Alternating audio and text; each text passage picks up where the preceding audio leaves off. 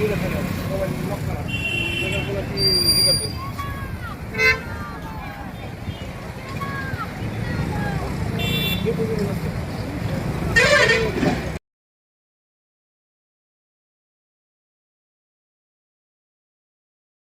एक 5-10 मिनिटं आंदोलन करून आलो. नाही आलो आलो आलो आलो हो आलो आलो. निषेध, नारी शक्तीला विरोध करणाऱ्यांचा जाहीर निषेध, नारी शक्तीला विरोध करणाऱ्यांचा जाहीर निषेध. भारत माता की जय, वंदे मातरम. नारी के सम्मान में शिवसेना मैदान में, नारी के सम्मान में शिवसेना मैदान में, नारी के सम्मान में शिवसेना मैदान में. एकनाथभाई शिंदेचा विजय असो, एकनाथभाई शिंदेचा विजय असो. नारी शक्तीला विरोध करणाऱ्यांचा जाहीर निषेध, नारी शक्तीला विरोध करणाऱ्यांचा जाहीर निषेध. जाहीर निषेध. काँग्रेस पक्ष आणि इंडिया आघाडीचा जाहीर निषेध, काँग्रेस पक्ष आणि इंडिया आघाडीचा जाहीर निषेध. नारी शक्तीचा विरोध करणाऱ्यांचा जाहीर निषेध, काँग्रेस पक्ष आणि इंडिया आघाडीचा जाहीर निषेध. आज आम्ही समस्त धाराशिव जिल्हा महिला आघाडीतर्फे या ठिकाणी काँग्रेस पक्ष आणि इंडिया आघाडीचा जाहीर निषेध या ठिकाणी आम्ही केलेला आहे. समस्त धाराशिवचे शिवसेना पक्षाची महिला आघाडी या ठिकाणी उपस्थित आहे आणि भर उन्हामध्ये आज आम्ही जाहीर निषेध करतोय.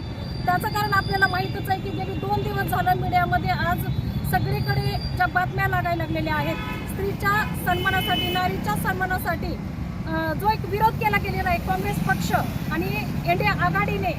आज स्त्रीचा संघर्ष हा पहिला तर खूप वर्षापासूनचा संघर्ष, आज स्त्रीचा संघर्ष आहे आणि आज कुठेतरी स्त्रीला 33% आरक्षण हे त्या ठिकाणी दिलं जात होतं. परंतु या ठिकाणी सुद्धा राजकारण आणून स्त्रीचा या ठिकाणी नारी शक्तीचा काँग्रेस पक्ष आणि इंडिया आघाडीने अपमान केलेला आहे. त्यांच्या स्त्री शक्तीच्या सन्मानाचा या ठिकाणी आज एक काळा दिवस आम्ही म्हणू इच्छितो. कारण डायरेक्ट त्यांनी याला विरोध तर नाही म्हणतात, परंतु दुटुप्पी भूमिका ही काँग्रेस पक्ष आणि इंडिया आघाडीने या ठिकाणी घेतलेली आहे.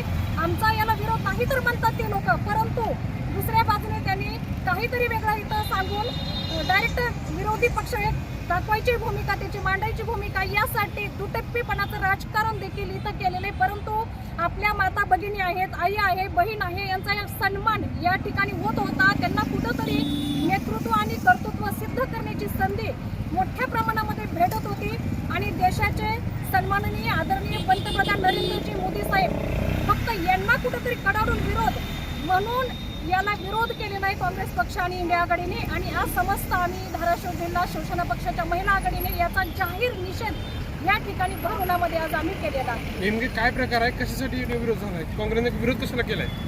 आता आपण पाहतच आहात की कुठेतरी विरोधी भूमिका ही ठेवायचीच असेल तर विरोधच करायचं म्हणलं तर त्याला काही कारण नाही. परंतु हे सर्व सन्मान, नारी शक्तीचा सन्मान या ठिकाणी होत होता. इथं कुठल्याही एकाच नारी शक्तीचा नव्हतं काही, असं समस्त नारी शक्ती याचा या ठिकाणी सन्मान होत होता आणि काहीतरी कारण घेत त्यांनी याला विरोध केलेला. कोणता मुद्दा होता नेमका? मुद्दा काय आहे ज्यामुळे हा विरोध निर्माण झालाय? मुद्दा काय आहे नेमका? तुम्ही आंदोलनाला उतरलात? नाही, त्यांनी काही त्रुटी काढलेल्या आहेत.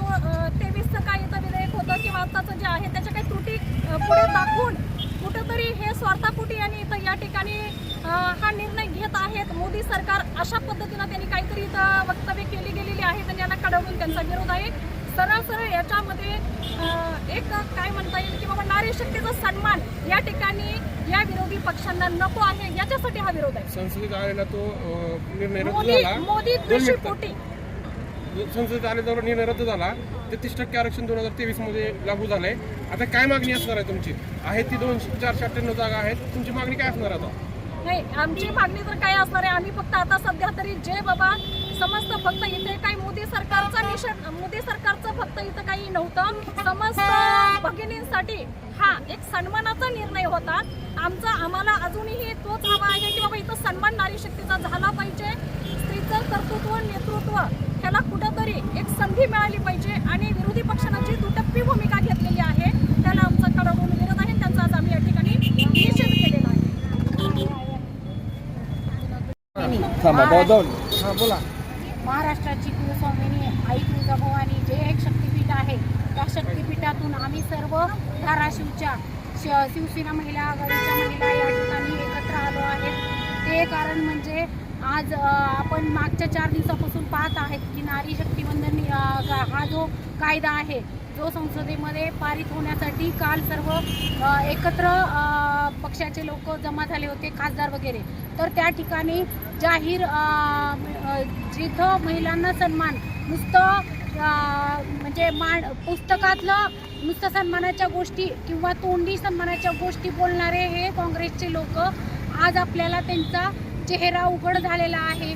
नुसत्या गप्पा मारण्यासाठी नाही, तर मोदीजींनी आणि आपल्या महाराष्ट्राचे माजी मुख्यमंत्री एकनाथजी शिंदे साहेबांनी याविषयी मोठ्या प्रमाणात काम केलेलं आहे. 2023मध्ये हा कायदा पारित केला होता, परंतु त्याला कुठेतरी आज अधिकृत करायची वेळ आली होती काल 17 एप्रिलला.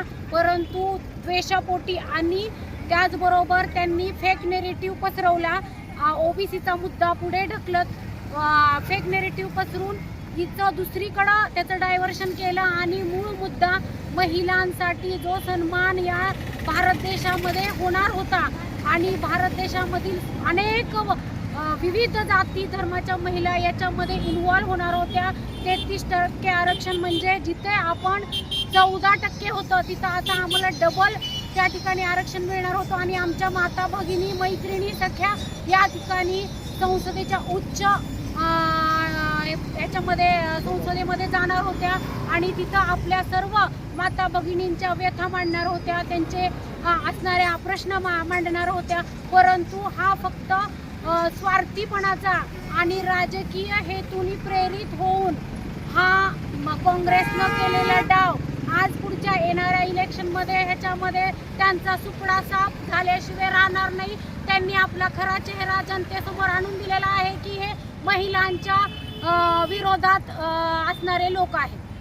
एकच आहे की इथून पुढेही त्यांनी एक जर सामाजिकदृष्ट्या आणि भौगोलिकदृष्ट्या जर विचार केला तर महिलांचं मतदान हे पुरुषांच्या मतदानाच्या बरोबरीनं आहे. कुठंही महिला आज कमी नाहीत. प्रत्येक क्षेत्रामध्ये महिला ह्या प्रथम क्रमांकावर आहेत. त्याचप्रमाणे जर संसदेमध्ये किंवा राजकीय प्रवाहात जर महिलांना स्थान मिळत असेल तर त्याचा त्यांनी मान राखला पाहिजे होता आणि कुठं तर हे त्यांनी अवमान केलेला आहे. तर त्यांना सद्बुद्धी देव आई तुळजाभवानी चरणी प्रार्थना करतो.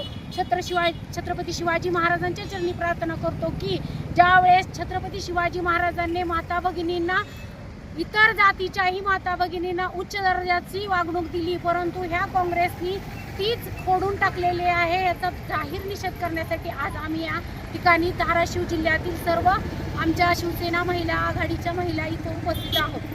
आहेत त्या सीट आता 488, त्यामध्ये तुम्ही महिलांच्या आरक्षणाची मागणी करणार का? नक्कीच 100%, कारण ते आमचा हक्क आहे, तो आम्ही घेतल्याशिवाय राहणार नाही. कोण म्हणताय देत नाही, घेतल्याशिवाय राहत नाही. कोण म्हणताय देत नाही, घेतल्याशिवाय राहत नाही. काँग्रेस पक्षाचा जाहीर निषेध.